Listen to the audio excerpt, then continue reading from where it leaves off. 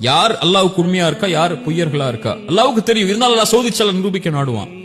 அப்படி அல்லாஹ் நபி யூசுஃபை சோதிக்கிறான் ஒரு பாவத்தை கொண்டு. என்ன அல்லாஹ் சோதிக்கிறான்? அவங்க சந்தையில போய் விலை பேச போறான். கிணத்துல இருந்து தூக்கிட்டு ஒரு வாணிப குழு போகுது, சந்தையில போய் விலை பேசுறாங்க. ஒரு அரண்மனையுடைய அரசு மந்திரி ஒருத்தர் வந்து ஏன் வீட்டுக்கு கூட்டு போறோம்னு சொல்லி வீட்டுக்கு கூட்டு போய் அவங்க மனைவி வீட்டை போய் சொல்றாங்க, இப்படி ஒரு அழகான குழந்தை கிடைச்சிருக்கு, குழந்தை மாதிரி வளர்ப்போம், பணிவிடை செய்வார், நலவு செய்வார் நமக்குன்னு. ஆனா அந்த பெண் நபி யூசுஃபுடைய அழகை பார்த்தோன்னா மாறிடுறாங்க. இதை எப்படி நான் மகானா பாக்குறது? இது மேல எனக்கு கவர்ச்சி இருக்கு. கதவுகள் அடைக்கப்படும் போது ஹை தலக் என்னோட வந்துருங்கிறாங்க, தனிமைக்கு கூப்பிடுறாங்க.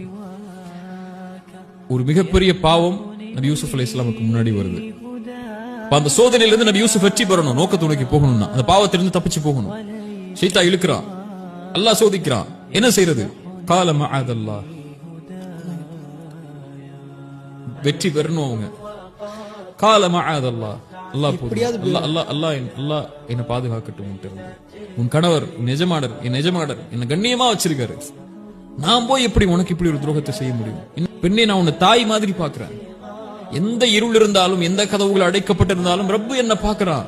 அவன் ஒரு வேறொரு நோக்கத்தை நோக்கி அனுப்பி வச்சிருக்கான். நான் போய் எப்படி ஹராம செய்ய முடியும்? அந்த பெண்ணுடைய சூழ்ச்சி நடக்குது. அந்த பெண் வந்து யூசுப் அலைஹிஸ்ஸலாம் அழைக்கிறாங்க. அது யூசுப் அலைஹிஸ்ஸலாம் மறுக்கிறாங்க, ஓடுறாங்க, சட்டை கிழியுது, அவங்க கணவரை வர்றாங்க. அதுக்கப்புறம் கணவருக்கு தெரிஞ்சிருது யாரு தப்பு பண்ணாங்கன்னு சொல்லி அந்த சம்பவம் முடிஞ்சிருது. அதுக்கப்புறம் ஊர்வாசிகள் எல்லாம் பேச ஆரம்பிக்கிறாங்க, இப்படி அரண்மனையில் இருக்கக்கூடிய ஒரு பெண் வந்து இப்படி ஒரு அசிங்கமான காரியத்தை செஞ்சிட்டாலே அப்படின்னு சொல்லி. அப்ப அந்த பெண்ணுக்கு ஒரு குற்ற உணர்ச்சி இருக்கு, நான் ஏன் செஞ்சேங்கிறது எல்லாரும் பாருங்க அப்படின்னு சொல்லி அந்த ஊர்ல இருக்கக்கூடிய எல்லா பெண்களையும் அழைக்கிறாங்க. அழைச்சு அந்த பெண்கள் கையில ஒரு பழத்தையும் ஒரு கத்தியும் கொடுத்து நபி யூசுஃபை வெளியே வர சொல்றாங்க. நபி யூசுப் வெளியே வர்றாங்க. அந்த பெண்கள் நபி யூசுஃபை பார்த்த உடனே அந்த அழகுடைய மயக்கத்துல பழத்தை இருக்கிறதுக்கு பதிலாக கையை அறுத்துறாங்க. இவர் மலக்கு, இவர் மனிதரே கிடையாதுங்கிறாங்க.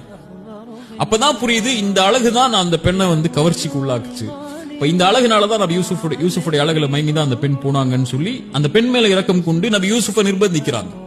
அந்த நேரத்திலே அந்த நபி யூசுஃபை எச்சரிக்கிறாங்க, அந்த பெண்மணி நீ ஒண்ணு என்னோட வந்துரு, நான் உன்னோட இணைந்தே ஆகணும், இல்லையா சிறைச்சாலை கொண்டு போய் போட்டுருவேன்.